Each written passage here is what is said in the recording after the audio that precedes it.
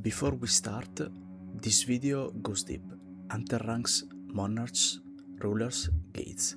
All of it requires talking about things that happen across the entire story of solo leveling. If you haven't read it yet, you have been warned. If you have, let's get into it. Let's start with the system of ranks. As said in the complete story video, we start from E to S, with some more details that need to be explained when we will get to the S rank. Every hunter gets evaluated and then assigned a rank which cannot be changed, unless a special event, which is the Second Awakening, where hunter might jump from 1 to not a really fixed amount of ranks. Starting from E rank, the bottom, where our main character stands at the start of the story, this rank can be simply described as a classic human, but with just a bit more strength and stamina. An hunter in this rank can enter gates, but not alone, and most importantly, will be against the weakest monster. D rank, an example can be like Kin Sangshik, one of the survivors of the double dungeon incident at the start. This rank is stronger than E rank, but can be considered an hunter that can do the difference in a raid. Still, this is the minimum rank to be able to make a living as an hunter. C rank. Song Chi-Yul is a prime example, leader of the double dungeon raid. Starting this rank, mid-level dungeons are possible to enter. A team is obviously still needed. The occupation go from freelancing and getting into raid parties, or from getting into mid-tier guilds. B rank. In this rank, the most known might be Lee Johe, or Johi, the healer and early friend of our main character.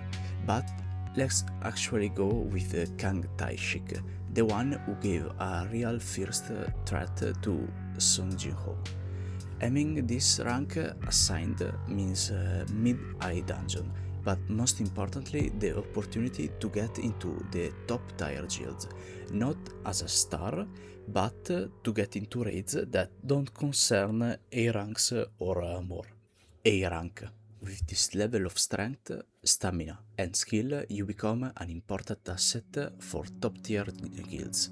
You can be considered wealthy. An example of this tier could be Kim Chul, who later, actually just some chapter later, will become an asset of the main character army. Now, finally, we can get into the stronger hunter, the S rank, usually guild leader like Baek Yeon-hoo or Ma Dong-wook. Their strength cannot be compared to A ranks. The machine used to evaluate and assign ranks can't measure this mana level. This rank is kind of special, since it can be divided into 3 ranks actually: S rank, double S, and triple S.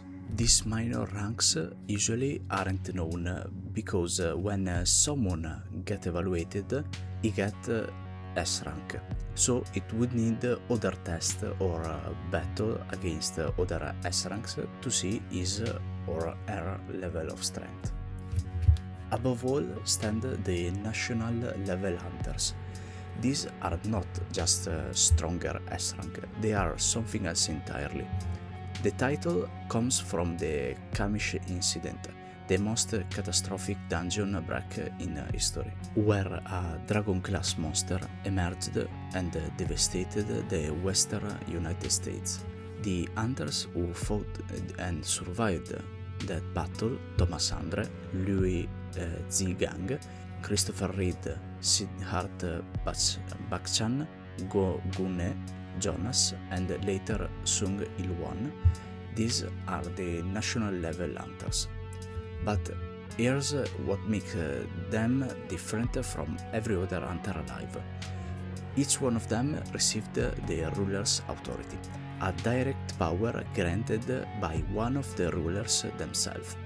This is why they aren't just called a triple S rank. The machine that evaluates hunters can't even measure their mana.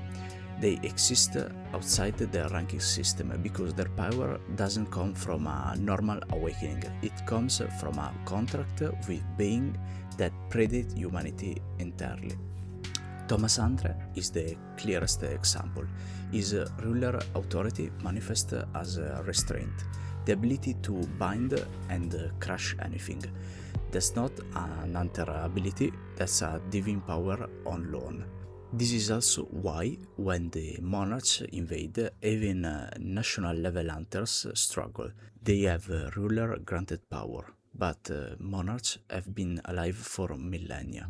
And also, most important thing, Monarchs, when they enter a vessel, so a human body, basically they steal it and so they can use their full power. But rulers who make basically a contract with their vessel, they can't use their full power. Now let's get into the real powerhouse of the story, starting from the Monarchs, an ancient race of monsters created by the Absolute Being, in unison with the rulers. The Monarchs represent each a race, like a supreme commander to them, like Antares for the dragons, Rakan for the beasts, or Sillad for the snowfolk, or simply snow elves. Their power is simply on another level. Their experience adding to that simply make them inaccessible to even triple S rank hunters. Their primary weakness, shared with the rulers, is the fact that without an organic form they can't cross over to Earth, so they need a vessel, and by stealing the bodies, if slain in battle, they will perish too. Getting to the other side of the forces, the rulers. Not really much known about them, but the most important information is about their helping in giving an authority to humans, giving them strength on another level. In this case, rulers make a contract with their vessel, and so it makes possible to not die even with the vessel perish, even though they can't exert full strength with this method. Now I want to explain also how gates work. As we talked a bit earlier, this dungeon can be divided into low tier, mid and high tier, with the middle ground obviously like low mid, mid high. This tier simply tells you what you might encounter inside, from the species of monster to the number of them and to the rank of monster, since in some species commander generals exist. So a simple low tier dungeon might have some simple monster like wolves or goblins, whereas in a high tier one you could encounter a giant. The highest tier dungeon, called simply S rank, are portals that don't appear frequently, but they need multiple S ranks hunter to clear. An example is Kamish, or the Ant Dungeon, where we encounter Beru for the first time. Last thing to notice is how the dimension of the portal determine the strength of the monster inside. So ideally, the bigger, the stronger the monster inside. And if you enter and see very few weak monsters, you can be sure that the boss is the source of all that power. In gates, special cases appear too. The first one is the red gate, so a classic gate of any rank that suddenly, after the hunter entered, transforms and changes its color to red. The inside is usually an extremization of a certain environment, where an element prevails: cold, heat, poison, deserts, and most important of all, for the hunter to live, it's necessary to slay the boss. The second special case is the double dungeon, the one that started Sun Jinwoo journey. Unless for this special case there were not other appearances of this, so we can say that this type of dungeon was created by the architect who worked for Ashbourne to find the perfect vessel for him.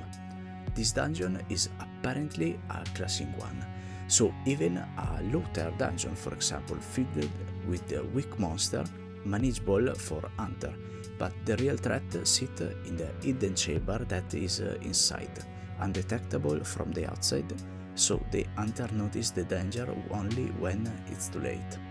The third special case is the gates opened directly by Monarchs. Unlike standard gates, which appear naturally as a rift between dimensions, Monarch-opened gates are deliberate, a Monarch forcing open a passage from their side. These are not tied to any rank system. The threat inside is wherever the Monarch choose to send through. There is no boss to defeat, no clear condition to escape. This is what happens during the final invasion, not random gates appearing across Earth, but Monarchs themselves tearing open the barrier between worlds. At that point, the anti-rank system becomes irrelevant entirely. That's the full power system of solo leveling explained. The ranks, the gates, the forces behind everything. Now you understand not just what happened in the story, but why it happened the way it did. If you haven't watched the complete story breakdown yet, that's the previous video. It covers every arc from start to finish. Next up, we are going deeper into more series, more lore, and more breakdowns. This is the Ink Gate. Subscribe if you want to go deeper and enter the gate.